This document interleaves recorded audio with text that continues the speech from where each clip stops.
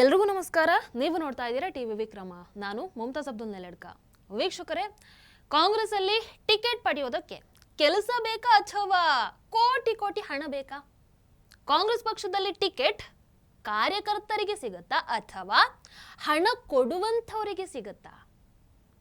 ಯಾಕಂತಂದ್ರೆ ವಿಧಾನಸಭಾ ಎಲೆಕ್ಷನ್ ಅಲ್ಲಿ ಟಿಕೆಟ್ ಕೊಡ್ತೀನಿ ಅಂತ ಹೇಳಿ 7 ಕೋಟಿ ವಸೂಲಿ ಮಾಡಿ ಮೋಸ ಮಾಡಿದಂತಹ ಕಾಂಗ್ರೆಸ್ ಹೈಕಮಾಂಡ್ ವಿರುದ್ಧ ಒಂದು ಸ್ಫೋಟಕ ಸತ್ಯ ಈಗ ಅದೇ ಪಕ್ಷದವರಿಂದ ಹೊರಗೆ ಬಂದಿರುವಂಥದ್ದು.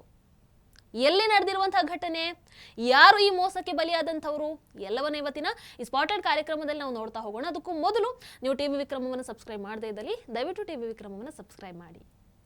ವೀಕ್ಷಕರೇ, ಹರಿಯಾಣ ಕಾಂಗ್ರೆಸ್ ಅಲ್ಲಿ ಟಿಕೆಟ್ ನೀಡೋ ಹೆಸರಲ್ಲಿ ಹಣ ವಸೂಲಿ ಮಾಡಲಾಗಿದೆ. ಈ ಒಂದು ಗಂಭೀರ ಆರೋಪ ಈಗ ಕೇಳಿ ಬರ್ತಾ ಇರುವಂಥದ್ದು. ಟಿಕೆಟ್ ಕೊಡ್ತೇವೆ ಅಂತ ಹೇಳಿ ಹಣ ಎಲ್ಲ ತಗೊಂಡು ಕೊನೆಗೆ ಮೋಸ ಮಾಡಿಬಿಟ್ಟಿದ್ದಾರೆ. ಈ ಆರೋಪವನ್ನ ಉದ್ಯಮಿ ಗೌರವ್ ಕುಮಾರ್, ಅದೇ ರೀತಿ ಅವರ ಪತ್ನಿ ಈಗ ಕಾಂಗ್ರೆಸ್ ಮೇಲೆ ಮಾಡ್ತಾ ಇರುವಂಥದ್ದು.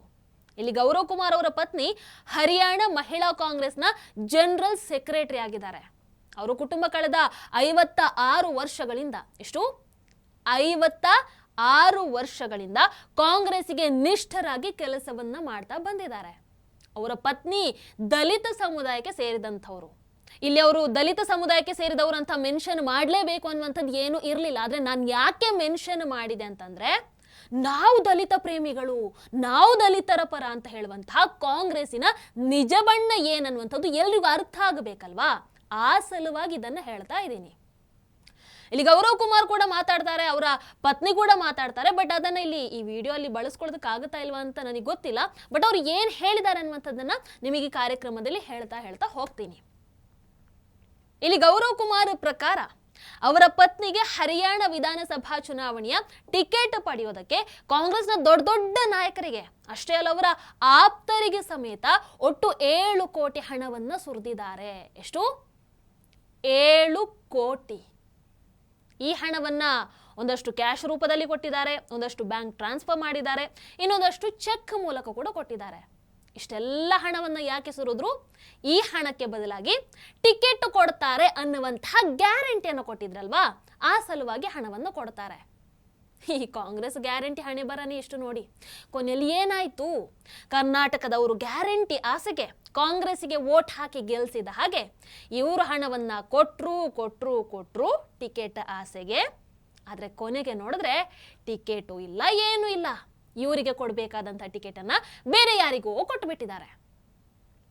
ವೀಕ್ಷಕರು, 2025-26 ಆರಂಭದಲ್ಲೇ ಹರಿಯಾಣ ವಿಧಾನಸಭಾ ಚುನಾವಣೆಗೆ ಸಿದ್ಧತೆ ನಡೆಸ್ತಾ ಇದ್ದಾಗಲೇ ಬಾವಲ್ ಕ್ಷೇತ್ರದಿಂದ ಗೌರವ್ ಕುಮಾರ್ ಪತ್ನಿಗೆ ಟಿಕೆಟ್ ಬೇಕು ಅಂತ ಒಂದು ಬೇಡಿಕೆಯನ್ನ ಇಡ್ತಾರೆ. ಯಾಕಂದ್ರೆ ಅವರ ಇಡೀ ಕುಟುಂಬ ಸುಮಾರು 56 ವರ್ಷಗಳಿಂದ ಪಕ್ಷಕ್ಕೋಸ್ಕರ ಕೆಲಸವನ್ನ ಮಾಡ್ತಾ ಇದ್ದಾರೆ.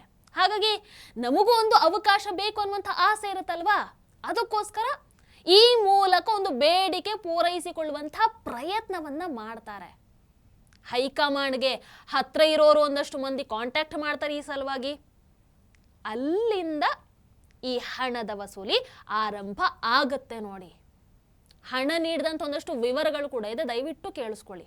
ಮೊದಲು 1.6 ಕೋಟಿ ರೂಪಾಯಿ ಹಣವನ್ನ ಕೇರಳದ ಕಾಂಗ್ರೆಸ್ ಸಂಸದ ಕೋಡಿಕುನ್ನಿ ಸುರೇಶ್ ಅವರಿಗೆ ಕೊಡ್ತಾರೆ. ಈ ಹಣವನ್ನ ಕ್ಯಾಶ್, ಅದೇ ರೀತಿ ಬ್ಯಾಂಕ್ ಟ್ರಾನ್ಸ್ಫರ್ ಮೂಲಕ ಕೊಡ್ತಾರೆ. ನೆಕ್ಸ್ಟ್, ಸೋನಿಯಾ ಇಟಲಿಯ PA ಮಹೇಶ್ ಕುಮಾರ್ಗೆ 25 ಲಕ್ಷ ರೂಪಾಯಿ ಸಂಜೆ 5 ಗಂಟೆ ಒಳಗೆ ಅವರ ಮನೆಗೆ ಹೋಗಿ ಕೊಟ್ಟು ಬರ್ತಾರೆ. ನೆಕ್ಸ್ಟ್, ಪ್ರಿಯಾಂಕಾ ವಾದ್ರಾ ಅವರ PA ಶಹಬಾದ್ ಖಾನ್ ಅವರಿಗೆ 10 ಲಕ್ಷವನ್ನ ಕೊಡ್ತಾರೆ. ನೆಕ್ಸ್ಟ್, ಕಾಂಗ್ರೆಸ್ಸಿನ ಸಂಘಟನಾ ಪ್ರಧಾನ ಕಾರ್ಯದರ್ಶಿ KC ವೇಣುಗೋಪಾಲ್ ಅವರ PA ಅನಸ್ ಅವರಿಗೆ ಕೂಡ ಒಂದಷ್ಟು ಹಣವನ್ನ ಕೊಡ್ತಾರೆ. ಇಷ್ಟು ಕೊಟ್ಟಿದ್ದಲ್ಲದೆ ಬೇರೆ ಬೇರೆ ಕಂತಲ್ಲಿ ಒಟ್ಟು 7 ಕೋಟಿ ರೂಪಾಯಿ ಹಣವನ್ನ ಮತ್ತೆ ಕೊಟ್ಟಿದ್ದಾರೆ. ಒಂದಷ್ಟು ಹಣವನ್ನ 10 ಜನಪಥ್ ಸೋನಿಯಾ ಇಟಲಿ ಮನೆಗೆ ಕೂಡ ತಲುಪಿಸಿದ್ದಾರೆ. ಈ ಎಲ್ಲ ಹಣದ ವ್ಯವಹಾರಗಳು ನಡೆದಿರುವಂಥದ್ದು ಫೆಬ್ರವರಿ 2026 ಅಲ್ಲಿವರೆಗೆ ನಡೆದಿದೆ. ಗೌರವ್ ಕುಮಾರ್ಗೆ ಇಷ್ಟೆಲ್ಲ ಹಣ ಸುರಿದ ಮೇಲೆ, ಅದು ಸೋನಿಯಾ ಇಟಲಿ ಮನೆವರೆಗೂ ಹಣ ತಲುಪಿಸಿದ ಮೇಲೆ ಟಿಕೆಟ್ ಸಿಗುತ್ತಪ್ಪ ಅಂತ ನಂಬಿದ್ರು. ಆದರೆ ಟಿಕೆಟ್ ಹಂಚಿಕೆ ಆಗುವಾಗ ನೋಡ್ತಾರೆ ಬಾವಲ್ ಕ್ಷೇತ್ರದ ಟಿಕೆಟ್ ಇವರಿಗೆ ಕೊಡದೆ ಬೇರೆ ಯಾರಿಗೂ ಕೊಟ್ಟು ಬಿಟ್ಟಿದ್ದಾರೆ. ಹಾಗಾಗಿ ಗೌರವಕುಮಾರ್ ಹಾಗೆ ಅವರ ಪತ್ನಿಗೆ ಏನು ಸಿಗ್ಲಿಲ್ಲ, ಸಿಕ್ಕಿದ್ದು ಚೊಂಬು. ಕೊನೆಗೆ ಏನು ಮಾಡೋದು, ಬೇಜಾರಲ್ಲಿ ಅವರ ಪತ್ನಿ 12 ದಿನಗಳ ಹಿಂದೆ ಪಕ್ಷಕ್ಕೆ ರಾಜೀನಾಮೆಯನ್ನು ಕೊಡ್ತಾರೆ. ಆದರೆ ಅದನ್ನು ಇಲ್ಲಿವರೆಗೂ ಕೂಡ ಪಕ್ಷ ಸ್ವೀಕಾರ ಮಾಡಲಿಲ್ಲ ಅಂತೆ. ಅದಕ್ಕೆ ಮಾರ್ಚ್ 3ನೇ ತಾರೀಕು ಅವರು ಪತ್ರಿಕಾಗೋಷ್ಠಿ ಸಮೇತ ಮಾಡ್ತಾರೆ. ಅದರಲ್ಲಿ ಅವರೇ ಬಂದು ಹೇಳ್ತಾರೆ, ನಾವು ಕಾಂಗ್ರೆಸ್ ಹೈಕಮಾಂಡ್ ಕೇಳಿದ ಹಾಗೆ ಎಲ್ಲ ಬೇಡಿಕೆಗಳನ್ನು ಪೂರೈಕೆ ಮಾಡಿದ್ದೀವಿ. ನಮ್ಮ ಕುಟುಂಬ ಪಕ್ಷಕ್ಕೆ ಬಹಳಷ್ಟು ಕೊಡುಗೆಯನ್ನು ಕೊಟ್ಟಿದೆ. ಆದರೆ ಹೈಕಮಾಂಡ್ ನೋಡಿದ್ರೆ ನಮಗೆ ಮೋಸ ಮಾಡಿದೆ. ನಾವು ಕಳೆದ ಹಲವಾರು ವರ್ಷಗಳಿಂದ ಪಕ್ಷದಲ್ಲಿ ಕೆಲಸವನ್ನ ಮಾಡ್ತಾ ಇದ್ದೀವಿ. ಅಹಮದ್ ಪಟೇಲಿಂದ ಹಿಡಿದು ಸೋನಿಯಾ ಇಟಲಿ ತನಕ ಎಲ್ಲರ ಜೊತೆಗೆ ಸಂಪರ್ಕದಲ್ಲಿ ಇದ್ದೀವಿ. 10 ಜನಪಥವರೆಗೆ ಹೋಗಿ ಎಲ್ಲವನ್ನ ಕೊಟ್ಟು ಬಂದ ಮೇಲೂ ಕೂಡ ಆ ಮನೆಯ ಮಾಲೀಕರಿಗೆ ಅಂದ್ರೆ ಸೋನಿಯಾ ಇಟಲಿಗೆ ಅದು ತಲುಪದೇ ಇರೋದಕ್ಕೆ ಸಾಧ್ಯ ಇಲ್ಲ. ಅಂದ್ರೆ ಅವರ ಮನೆಗೆ ಹೋಗಿ ಹಣವನ್ನ ತಲುಪಿಸಿ ಬಂದಿದ್ದೇವೆ, ಹಾಗಿದ್ದ ಮೇಲೂ ಕೂಡ ಆ ಹಣ ಸೋನಿಯಾ ಇಟಲಿಗೆ ತಲುಪದೇ ಇರೋದಕ್ಕೆ ಸಾಧ್ಯ ಇಲ್ಲ. ಆದ್ರೆ ಅವರು ಹಣವನ್ನ ತಗೊಂಡು ನಮಗೆ ಮೋಸವನ್ನ ಮಾಡಿದ್ದಾರೆ ಅಂತ ಇಲ್ಲಿ ಆರೋಪವನ್ನ ಮಾಡ್ತಾ ಇರುವಂತದ್ದು. ವೀಕ್ಷಕರು, ಈ ದಂಪತಿಗಳೀಗ ದೆಹಲಿ ಪೊಲೀಸರಿಗೆ ದೂರನ್ನು ಕೊಟ್ಟಿದ್ದಾರೆ. ಪೊಲೀಸರು ತನಿಖೆಯನ್ನು ಕೂಡ ಆರಂಭ ಮಾಡ್ತಾ ಇದ್ದಾರೆ. ಇಷ್ಟೆಲ್ಲ ಆದ್ರೂ ಕೂಡ ಕಾಂಗ್ರೆಸ್ ಪಕ್ಷದ ಕಡೆಯಿಂದ ಇನ್ನೂ ಯಾವುದೇ ದೊಡ್ಡ ಪ್ರತಿಕ್ರಿಯೆ ಬಂದಿಲ್ಲ. ಹೈಕಮಾಂಡ್ ಈ ವಿಚಾರದಲ್ಲಿ ಬಾಯ್ ಮುಚ್ಕೊಂಡು ಕೂತಿದೆ. ಅಂದ್ರೆ ಅದರ ಅರ್ಥ ಇದೆಲ್ಲ ಆಗಿರುವಂತದ್ದು ಸತ್ಯ ಇಲ್ಲ ಅಂತಂದ್ರೆ ಮಾತಾಡ್ಬೇಕಾಗಿತ್ತಲ್ವಾ. ಹಿಂದೆ ಕೂಡ ಇಂಥ ಒಂದಷ್ಟು ಪ್ರಕರಣಗಳಾದಾಗ ಹೈಕಮಾಂಡ್ ಇದೇ ರೀತಿ ಬಾಯ್ ಮುಚ್ಕೊಂಡು ಕೂತಿತ್ತು. ನಿಮಗೆ ನೆನಪಿರಬಹುದು, ಇದಕ್ಕೂ ಮೊದಲು ಪಂಜಾಬ್ ಅಲ್ಲಿ ನವಜೋತ್ ಕೌರ್ ಸಿಧು 2025ರಲ್ಲಿ ಆರೋಪವನ್ನ ಮಾಡ್ತಾರೆ, ಕಾಂಗ್ರೆಸ್ ಪಕ್ಷದ ಟಿಕೆಟ್ಗಳು ಕೋಟಿಗಳಲ್ಲಿ ಮಾರಾಟ ಆಗ್ತಾ ಇದೆ, ಸಿಎಂ ಸ್ಥಾನಕ್ಕೆ 500 ಕೋಟಿ ರೂಪಾಯಿ ಕೇಳ್ತಾರೆ. ಈ ಒಂದು ಗಂಭೀರ ಆರೋಪವನ್ನ ಮಾಡಿದ್ರು. ಅದಕ್ಕೆ ಕೊನೆಗೆ ಅವರನ್ನೇ ಪಕ್ಷದಿಂದ ಹೊರ ಹಾಕಿ ಬಿಡ್ತಾರೆ. ಹರಿಯಾಣದಲ್ಲೂ ಕೂಡ ಅಷ್ಟೇ ಇಂಥದ್ದೇ ಆರೋಪಗಳು ಕೇಳಿ ಬಂದಿವೆ. ರಾಜ್ಯ ಕಾಂಗ್ರೆಸ್ ಅಧ್ಯಕ್ಷರ ಮೇಲೆ ಭ್ರಷ್ಟಾಚಾರದ ಪ್ರಕರಣಗಳು ಕೂಡ ಇದ್ವು.